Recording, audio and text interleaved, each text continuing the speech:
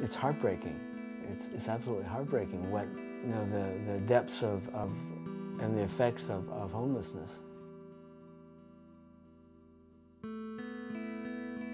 Once I graduated from college, I just told my mom that I was going to specialize in travel photography, and she said, well, you're never going to do it on your own. And I felt that I took that as a personal challenge, that I was going to make it on my own. And so I moved out of the house and became a freelance photographer and writer.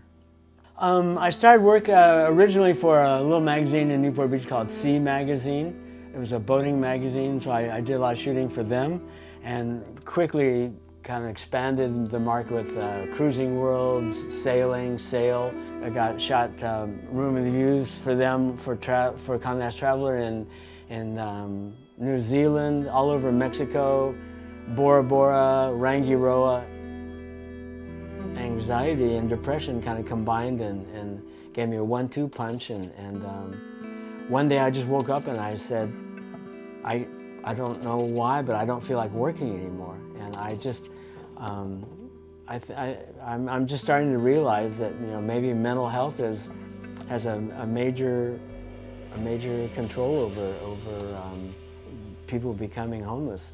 I mean, coming down here and becoming homeless was kind of a rude awakening for me. I had no idea that life could be so tough for people, and there were so many of the homeless people, and I guess I'm kind of a walking example that homelessness can happen to anybody, and, you know, whether it be financial or drug problems or psychological problems, it's astounding to come to the realization that it can affect anybody.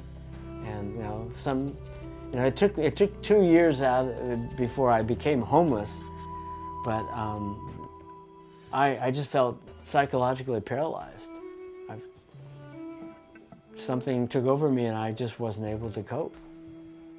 Something that I think people need to realize that people aren't lazy. It's a much more serious consideration than just laziness.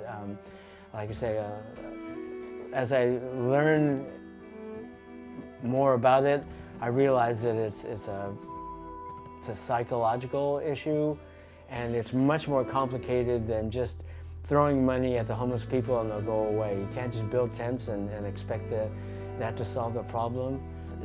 I just feel so sad that they're being treated almost like animals in a zoo.